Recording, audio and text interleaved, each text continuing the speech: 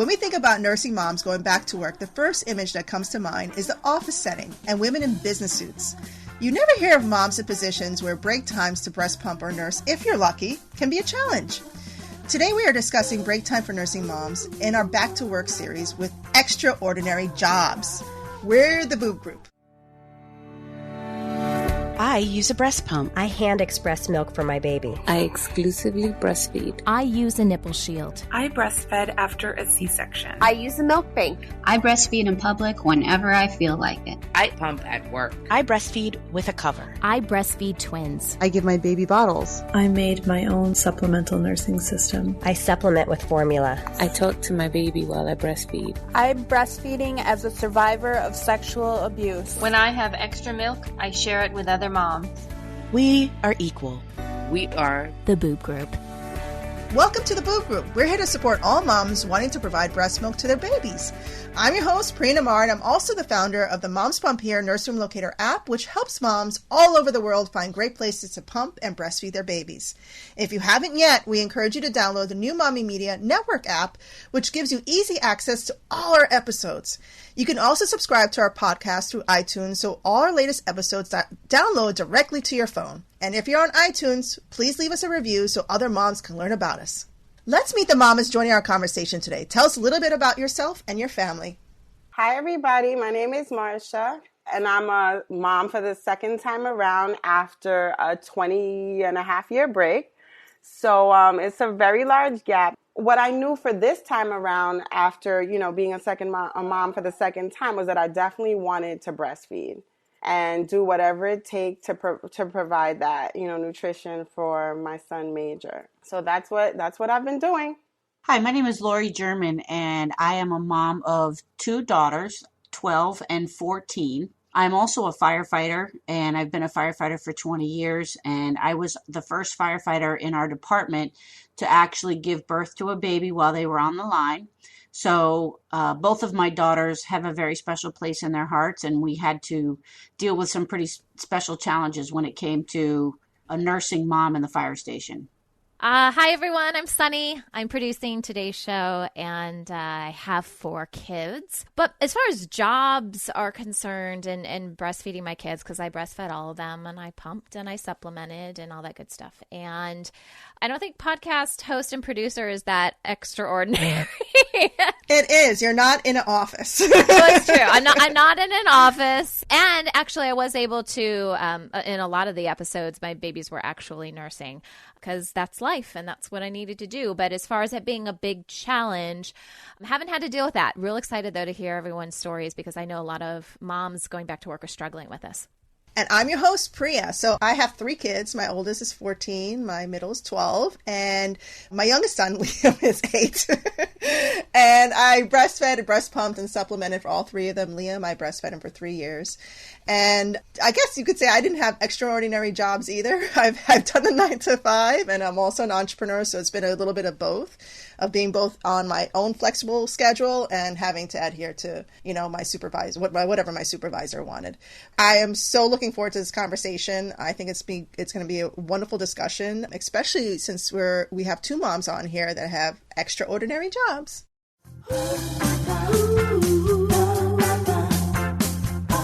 All right. So before we dive into our episode today and talk about these jobs and how moms are going back to work, I have a segment that actually is very much work related. So we have a segment called Mama Hacks, and it's where you, our listeners, submit whether it's breastfeeding or pumping, your favorite hacks that help you accomplish it and do it easier, right? And more efficiently.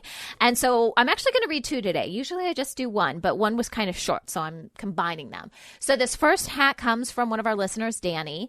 And she makes a really good point about pumps and the type of pumps to use. So she says, a low quality pump can make your supply go down. If you're going to use it every day, invest in a hospital rental or a really good brand or model. She says, I started with a cheap pump and it took me a really long time to get my supply back up. So, I have experienced this a little bit, actually it wasn't even a cheap pump. The suction, it just really wasn't working for me. And I had a dip in supply as well. So yeah, pumps are really important. You need to feel comfortable with them. And, you got to have good suction and stuff. Anyone else experience anything like that? My daughter has, my first daughter has Down syndrome, and she also had a heart defect when she was born, which made nursing a challenge. And I actually, when she was less than 6 weeks old, I was told that I was going to have to supplement her nursing because she wasn't thriving. So I actually was pumping and was having to supplement that with formula as well in order to get a huge calorie dose for her. She would nurse probably about as half as much as a typical kid. So it was a pretty big struggle for me. In addition, I had to go back to work in 12 weeks. As I had mentioned before, that I was the first female that actually had a baby. So they expected me to be back in 12 weeks, post C-section, still breastfeeding. So I actually had to invest in a rental pump as well because the small battery operated models just didn't work. Yeah, I had a lot of frustration with that too. Well, let's move on to the second one. I want to get Julie's in here. Julie emailed us as well with a mama hack, and I thought this was a good one related to work as well. She says, set up a pumping space when you get to work so you don't have to set it all up when it's time to pump. At first, when she wrote this, I was thinking, does that mean like a designated area? Like this is obviously for people who have more like a desk job type of thing. I'm thinking of like a little pumping area that's like always set up for that. But I think she means when you first get to work, set it up. You know what I mean? And then like just let it be until you need it as opposed to getting it all out. I think you can only do this if you have like a designated office and area for this, right? So that sounds like a smart tip, but it's not. It was never my first thought when I had an office and I had to pump way back when. It was never my thought, well, when I get here, I have to make sure I set it up. It was just like, it's in my bag. I'll pull it out. I'll get to it when I get to it. Yeah. Exactly. Right. Maybe she was thinking about the time that it would take. I mean, I guess you're spending the time regardless. I definitely like the whole setup idea. I pump on my way to work, and then I have an hour drive to work. So I usually, empty at least one boob en route to work, and then once I get there, I'll do the other one. I have like a little fridge. I have extra spare parts in my classroom. And my principal was just really great about allowing me to have that space. All I have to do is lock my door and cover like the little piece of glass with a piece of chart paper, and I'm pumping away pretty much naked in my classroom. So from the waist up, of course, and that's how I get it done. But I find because it's a 40-minute period when I'm usually off, in that 40 minutes, I don't want to waste any time. So I have everything just set up and ready to go. Yeah, that's smart. I think that's what Julie was referring to, too, is like get it set up in the beginning and then, you can be in and out kind of thing, when you take your break. So, well, hopefully those tips were helpful for you guys. If you have a mama hack that you want to share with us, again, it doesn't have to be pumping related. It can be related to breastfeeding as well. But it goes along really well with our Back to Work series that we're doing right now. So if you have any of those tips, you can email us or you can post something on our Facebook page. We could grab it from there.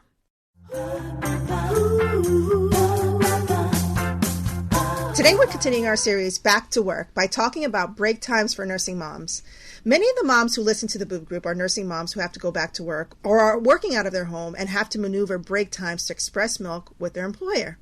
So both of you have unique situations, and I can't imagine how you maneuver work in your professions. But first, let's talk about what you guys do. Lori, you're a firefighter, and Marcia, you're a teacher. Tell us more about your professions. Well, I'm a firefighter. I've been with the fire department for 20 years, and actually, I was just promoted at the beginning of the year battalion chief. And so I've created a lot of firsts in our department. I was the first female firefighter that ever had a baby, and I was the actual individual that created the light duty policy for firefighters and the maternity leave policy for firefighters. Oh, I didn't know that. Yeah. How cool is that? Yeah. When I started, we didn't really have any kind of anything in place. There was only 2 females, me being one of them, that was working for the department when I got hired. And so when I decided that I wanted to have babies, I went to them and they kind of looked at me like, I had 10 heads. And they didn't really know how to handle it. And they kind of, guys being guys, said some pretty silly things. So I took it upon myself. I created the policy. I created a light duty policy. I created a family medical leave policy for maternity leave for the female firefighters. And then within a couple of years, I actually put it to the test. And it was definitely a very interesting ride, being around all those guys and being pregnant. I can imagine. And what about you, Marcia? Well, with me at work, I can honestly say I have a good situation because of the fact that my principal was also a nursing mom. And she's all about liquid gold. And in my school, there's not too many classrooms that aren't occupied when teachers are off. I guess I should explain how it works. There are 40 periods in a teaching week. It's 8 periods a day times the 5 days. But we only teach for 25 of them. And then 5 of them are our lunch period, bringing us to 30. And then there's another 10 periods where we're like prepping and grading papers and in meetings and stuff like that. So on the periods when most teachers are off, their rooms are occupied by other teachers. She set it up so that my room was available when I'm off. So all I have to do is lock my door and cover the little glass partition, and then boobs come out. So pretty much I pump at work about 3-4 times a day, sitting right at my desk. If only the kids knew what was going on in there. Yeah, that's it. So I'm able to do that. It's not easy, definitely not easy, but I get it done. That's how he eats. So, Lori, I can't imagine. You can't just whip out your boobs like Marcia and sit at your desk and pump. What is the culture like in your workplace when it comes to nursing moms? Now, you talked about creating the new policies, but what was it like when you had your first child? Well, when I came back to work, like I said, Emily was only 12 weeks old, and she was 4 weeks post open heart surgery also. And the other challenge is that I work a typical 24-hour shift. So I start at 7:30 in the morning and I leave the next morning at 7:30. Well, you haven't even gone to sleep yet. So Lori just finished her shift this morning before the podcast. Yeah. So, but yeah, there was definitely a lot of challenges. I came back to work with a brand new baby that was having issues nursing. She had surgery. And I come back to a very physical, and I also had a cesarean section too. So I had to work really hard to get back into shape so that I could come back to work and be able to lift patients and carry my gear. And so coming back to work was definitely a struggle. So when it came time for pumping, I was lucky because I have a bedroom there at work, and it's a little bed but it's only separated by a curtain. And so I would go in there several times a day, and I would sit on my bed and I would pump. And none of the guys minded, but they could come back there and they could actually hear the pump running. And you would hear them, they would come in, right? And they are all making noise and laughing and coming in. And then they stop, they go, wait, oh God, she's pumping. Let's get out. And they would leave like they were like really creeped out, and stuff. And then I would come out and I'd have my little bottle, and I would put the lid on, and I'd walk over to the fridge and I'd put it in the fridge, and I'd look at them, and they would all I'd smile at them and walk out, and they would really kind of look at me like, oh God, she just put breast milk in the refrigerator. Oh my gosh. So the privacy that you had, did all the firefighters have that same privacy, or was it just you? Oh no, all the firefighters were afforded that same privacy as well. So that really wasn't an issue with them trying to make a special place for me. In addition, the station that I was at was also part of the administration office. And they had absolutely no problems forfeiting an office for, the 10, 15, 20 minutes that it took. I expressed milk in the conference room. I expressed milk in the file room, in the fire chief's office. So, if you ended up in a pinch where you couldn't actually go back there and do it back there, then I would just really kind of commandeer any place that I could other than the bathroom. And what about you, Marcia? What was the culture like? When I had first gotten back to work, came back to work this year, my immediate supervisor is a man. And I said to him, because I didn't know where my classroom was going to be at that point, and I said to him, Sal, where am I going to pump? He was like, is the bathroom okay? And I was like, no, it's not okay. I said, No. Would you eat in the bathroom or cook in the bathroom? So I was like, absolutely not. He's like, okay. I don't know. I was just asking. So, yeah, so I had told him that wasn't an option. He said he didn't know. It's fine. And then from there, he came to me later on that same day and was like, we've made arrangements for you to be able to do it in your room. And I'm able to have like a mini little fridge in there, so I store like the pump parts in there between sessions, since I don't have access to a sink right then. So I just store them, I'll wipe them and store them in the fridge, and then I'm able to just get my little 20-30 minute sessions on at least 4 times a day at work, just really quick between classes. So how has the perception of moms in your industry affected you?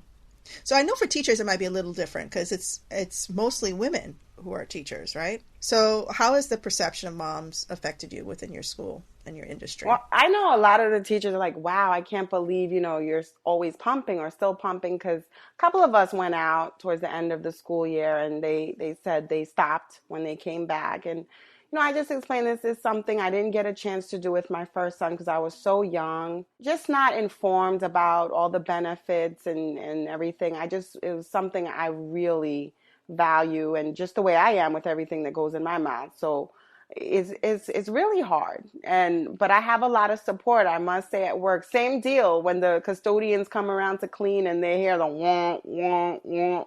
They're like, okay, we'll come back. So it's kind of like that. Everyone kind of works with me. Lori, you too. So how has the perception of moms in your industry affected you? Well, when I started with the fire department in 1996, and women in the fire service were less than 1%. And there wasn't many women out there. There wasn't many moms out there. And like I said, when I started, the perception was that we were there to do a job just like one of the guys, and they expected us to be one of the guys. And when the topic of having babies and, God forbid, even nursing or pumping came into play, it was met with a lot of wide eyes. It wasn't that there was outright defiance or anybody saying that we weren't going to cooperate. It just seemed like they just like deer in the headlights. They just looked at us like, oh no. Like, are we really going to deal with this? Right. It was almost like I likened when I had to go in and tell my battalion chief that I was pregnant. It almost was like going in and telling him that I'd started my period too. He was like, I don't want to hear it. I'm like, it's a baby. I'm having a baby. He's like, we can't talk about that. We're not going to talk about that right now. He really said that? Yeah. Yeah. Oh, wow. He's like, I don't want to talk about this right now. So he left for a little bit, when we went on and did our business, and then it sort of sunk in, the other thing is that, like I said, when I was there, there was only one other female firefighter there, and she had left within a couple years. So I was the only girl for probably better than 9 years. I was the only girl. So of course they look at me as if I'm their sister. So now here I come and I'm telling them I'm pregnant, and they're like, oh boy, it was sort of like telling your big brother that you're pregnant, But, in terms of the perception, it's changed a lot. We have about 7% women in our department, which is much higher than the national standards. And they're all young ladies and they're all having babies. We've got one that's pregnant right now. We've got several that have babies that are less than a year old. And they're all nursing moms. And you come into the station and you see them carrying their bags, and they're carrying their little Medela bags, and they go in and they put them down into their dormitory or their cubicle, and as a supervisor, I've had some of the female firefighters call me up and say, they'll call me on the phone or send me a text and say, hey, listen, we've been running calls all morning long. We've been out of the station for the last 7 hours. I have to pump. How can you help me with that? And so what I'll do is, I'll monitor the radio, I'll monitor the calls, and I'll give them 20 minutes to, try to be able to make time for that, because I know what it's like to not pump and I know how it feels to not pump, and I know that you ruin your clothes, you ruin your shirt, and I can't have my girls out there doing that. Have you ever been in a situation where you're leaking all over the place and you're on a job, or like you've been called, like there's an emergency? Yes. And at that point I put on my bunker coat. It'll be 90 degrees outside and I wear my bunker coat because the shirts that we wear are like sweatshirt gray. I've tried it on. I remember. Oh wait, not those shirts. I tried on your gear. Yeah, no, not. Well, that's what I put on. But our shirts are sweatshirt gray, and even with the nursing pads, if it's been several hours and now you're an hour late for pumping, those pads aren't going to cover for anything. That's you might as well not even bother. So you're there and you have to work. You look down and your shirt just looks like. Your shirt is just soaking wet, and I would just go and put my bunker coat on, zip it up, and do what I have to do. And then, of course, when I'm done, I have to wash my bunker coat too, and the other thing that we are learning now also is that our gear holds a lot of carcinogens in it because of all of the fires that we go into.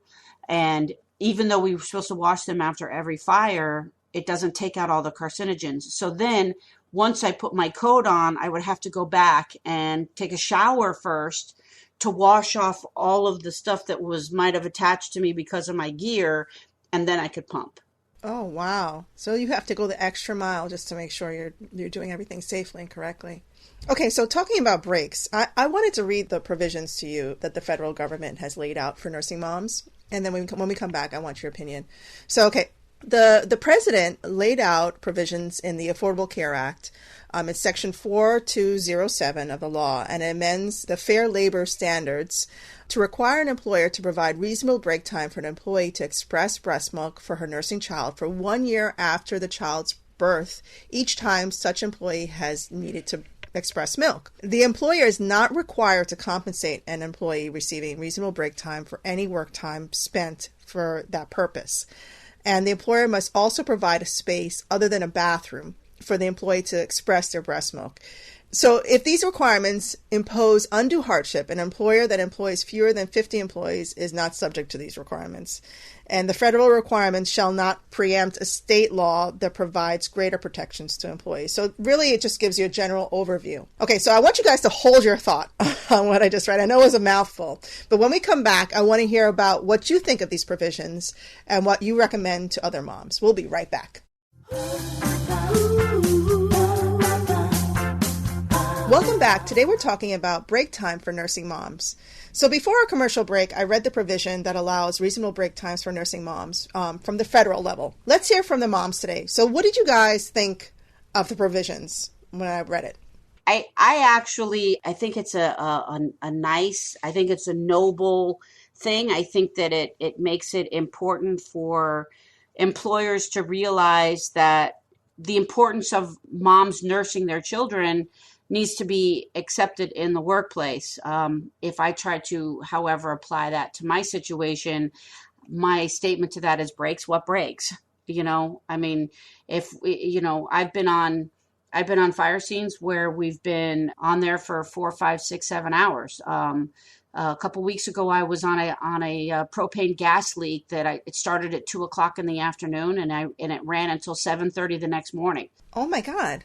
So how do you get a break like that? I didn't. Wow. I left for 30 minutes to go to the bathroom. They actually had to bring food out to the scene for us to eat, and I basically was, I was awake for like 27 or 29 hours straight. So in a situation like that, there would be no time to express. Being a female and being a female supervisor, I'm able to make accommodations for those that I know that are nursing or pumping. I can tell somebody, hey, listen, go to the station or come here, relieve this person so she could go back to the station and do what she needs to do, and then come back, and do just a person to a person exchange.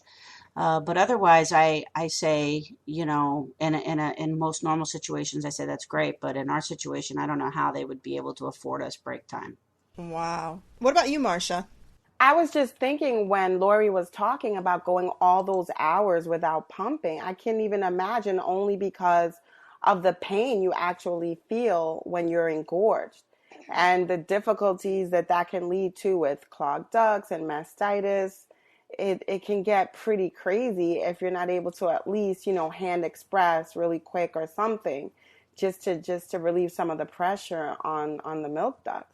Yeah, I was lucky. I never had that problem, but yeah, I can imagine. Because there are times when I'm teaching like 3 or 4 periods in a row, and I feel like little daggers are literally in my bra. It has turned into like a torture device, and I'm just like, I can't even concentrate. I'm like, I'm just like, okay, I really need to just go like squeeze some of this out. So I'm just trying to think of 5-6 hours. It'd be crazy. Marcia, what age do you teach? What grade do you teach? I'm middle school, 7th and 8th grade math, and I teach children with special needs and students with disabilities.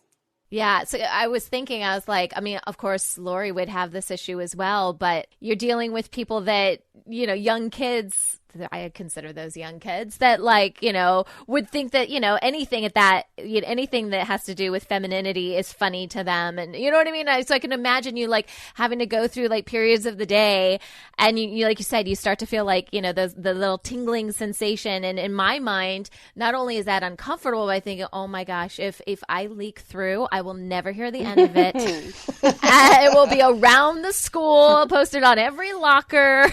Do you know what I mean? So there's so much pressure for both of you ladies. Well, I think Marcia and I are actually kindred souls because while she has middle schoolers, I have all men, and it's sort of the same thing. I always worry oh my gosh, if I start leaking and these guys see it, I'm never going to hear the end of it. It'll be all over the fire station in just a few minutes. No, I have a trick. I'll drink from a water bottle and let some kind of drip down and oh my gosh. Look what happened. That is awesome. Oh, that's funny. That's a good one. I like that, Marcia. It's happened. Or when you subconsciously reach up and touch your boobs because of the pressure and stuff. And then you're like, oh, am I touching myself? And so you kind of got to play it off and start picking off lint. Right. I think we've all been in that position where, we're so used to touching ourselves at home. It's like, oh, wait, I'm out in public now. I don't think I'm copping a feel with myself. It's actually funny because, the guys at work, they'll notice that. And then they'll say to me, do you have to touch those right now in public? I'm like, oh, sorry, I forgot. I'm in mixed company. I didn't mean to embarrass anybody. Well, we view them as, something to feed our babies. You know what I mean? Other people that aren't used to this are viewing it, more sexual simply because that's what our society trains us to think. So I get it. But I've been in that position before too. It's funny. Yeah. This is actually a question for Marcia. So Marcia, the Affordable Care Act, it does have some stipulations in there regarding part-time employees, specifically substitute teachers, not being compensated because they're part-time. I don't know. Have you ever heard of anything like this in your school? Have any nursing moms that are teachers in your school have to deal with this? Do they get compensated? Because it's just a set day. We don't get paid hourly. We're getting paid for the day. And we're only the teachers that I know that pump or nurse, pump at work, I should say. They're doing it on periods when they're normally off. So the issue with me is I find now I have more work to do at home. So the stuff I used to be able to get done at work, like grading and things, now I'm bringing that home because I'm pumping. And when I pump and I'm not focused on my son, I don't have as much output. And I kind of need a hand to massage. So I can't get as much done on the periods I'm supposed to be. So that's the only issue with that. But in terms of pay wise, no, nobody would be getting docked or not compensated because we get paid for the day that we're there. So what do you both recommend for moms going back to work, considering your unique perspectives and your professions? Do you have any tips you can provide the moms listening? Yes. Definitely. To have spare pump parts at work or maybe in your car, because you never know what you might forget. It's overwhelming going back to work and all the things you have to do and think of. And so your mind is not quite there. My mind still isn't there. I don't know when I'll get it back. But I know having extra parts in case you forget something, definitely an extra nursing bra. I've had to make nursing bras out of like my bra to have the hands-free mechanism. So definitely that part, and just being patient and kind to yourself. Definitely. It's a lot of pressure being somebody's food and having to work, but it can get done. You just got to be really patient and stay the course. Yeah, I think I agree with a lot of that. In our situation, like I said, we're there for a 24-hour shift, and we basically live there. So having those extra change of clothes, having the breast pump with the extra parts, all of that is kind of old hat for us. We do that regardless of whether we're pumping or not. I do think that, well, and actually in our position as firefighters, we actually have to have a return to duty clearance from the doctor. So before we can actually come back to work, we actually have to have a doctor's note that says that we're able to perform the duties as prescribed by a firefighter. We don't have any fitness for duty tests or examinations, physical fitness tests. I know that there's a lot of departments out there that actually make women that are returning to the workforce do a physical fitness test to make sure that they can continue to do the job. But being that we're only off, most of the women are only off for 12 weeks, then it becomes a non-point. But actually having that conversation with your employer is also a big deal. And in our particular situation, we're a small department. So I think that there's been so many women that have already paved the way for the being pregnant, the light duty, the maternity leave, and coming back and still pumping, and sort of making that known amongst their coworkers. I think that they've paved the way for that. And then in our situation, we're very family oriented, and we do look at each other as family. So I don't really think that there would be any of us that would have anything negative to say about a fellow coworker pumping or expressing their milk and taking that extra 20, 30 minutes of time while everybody else is out working and they're inside and they're doing what they need to do to take care of their baby. So are the 12 weeks paid, like from your job, the leave? Because as educators, we don't get any paid time off. In terms of maternity leave, we don't get even an hour off. They figure with our schedules, just plan your pregnancy or just lose the days. So that's interesting. I've seen teachers at my school come back in 2 weeks. You do what you got to do. So, if you do take more time, it's like time coming out of your bank or out of your paycheck. There's no paid leave for teachers at all. So that's hard for some people. They come back really soon. Yeah, I remember that lady that I think she was the CEO of Yahoo, and she had a baby and she came back to work in 2 days or something like that. And Marissa Meyer. Yeah, we've talked about her. She had twins, and I'm just like, yeah. Well, when you've got a nanny and stuff. Yeah. Well, she claimed a lot of those new rules that she came up with were from the Google culture, because she came from Google. Oh. So it's interesting that she thought that was okay, and that if that really happened at Google, considering how liberal that company is, Yeah, I needed my full 12 weeks. Like I said, I had a C-section, and I had a C-section with both of my daughters, and I needed the 12 weeks for Emily. And in hindsight, I would have actually liked to have taken longer, but she went back to, I went back to work 4 weeks after she was post open heart surgery. But with my second daughter, Sarah, I went back in 12 weeks also, and I needed that 12 weeks in order to build up my abdominal muscles and just feel like, feel like I was strong enough to actually do the job. I think that the message that's important to get out is that it's nice that the government wants to assist nursing moms and make these accommodations, or make employers make accommodations for us. But in the end, I think that nursing moms and moms everywhere just do what we have to do. Unfortunately, it's not perfect, and it won't ever be perfect, but we just have to do what we have to do. We have to make accommodations. If it's in the car driving to work, like what Marcia does, or if it's going in and finding some dark secret place other than a bathroom to go in and express milk, we just got to do what we got to do. It's the bigger picture is we're doing this for our kids and not just for ourselves. All right. So thank you so much to everyone for being part of today's show and for sharing their experience. If you're a member of the Boob Group, then be sure to check out the bonus content for this episode where we'll discuss awkward mommy moments at work.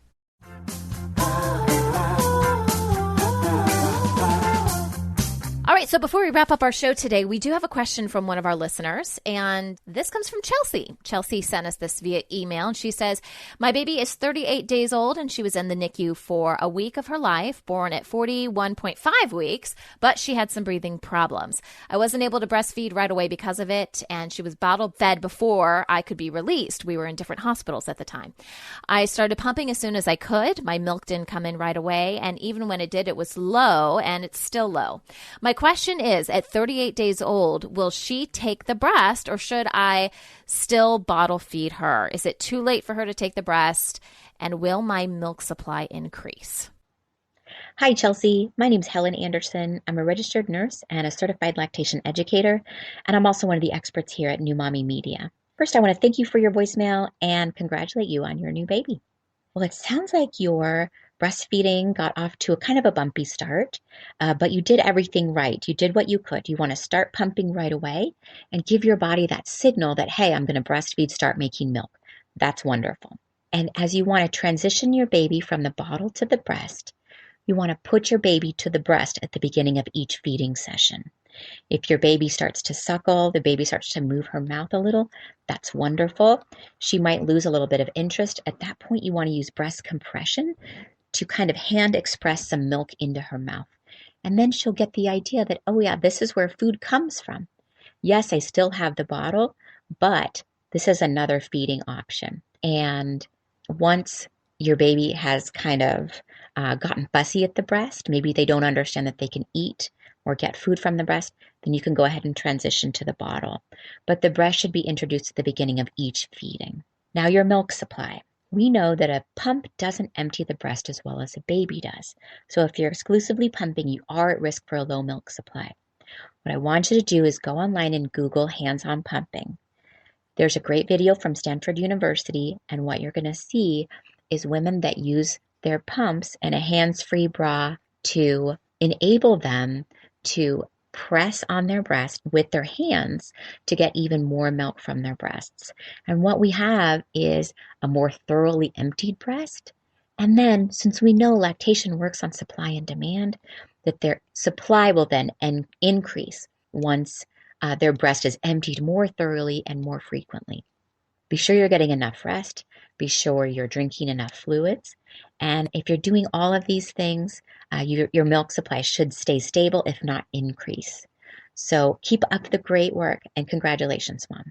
That wraps up our show for today. Thanks for listening to the Boob Group. Don't forget to check out our sister show, Preggy Pals for expecting parents, Newbies for newly postpartum moms, Parent Savers for moms and dads with toddlers, and Twin Talks for parents of multiples. This is the Boob Group, where moms know breast. This has been a New Mommy Media production. The information and material contained in this episode are presented for educational purposes only. Statements and opinions expressed in this episode are not necessarily those of New Mommy Media and should not be considered facts. While such information and materials are believed to be accurate, it is not intended to replace or substitute for professional medical advice or care, and should not be used for diagnosing or treating healthcare problem or disease or prescribing any medication. If you have questions or concerns regarding your physical or mental health or the health of your baby, please seek assistance from a qualified healthcare provider. How would you like to have your own show on the New Mommy Media Network? We're expanding our lineup and looking for great content. If you're a business or organization interested in learning more about our co-branded podcasts, visit our website at newmommymedia.com. Hey mamas, don't forget to check out Mighty Moms. It's our online community built for new moms just like you. Not only can you connect with other moms, but you can also join us backstage for special mom-only online events. And you'll also be notified when we're recording so you can join us as a special guest. Visit our website, newmommymedia.com, and click on the Mighty Moms banner. It's free. That's newmommymedia.com. See you there.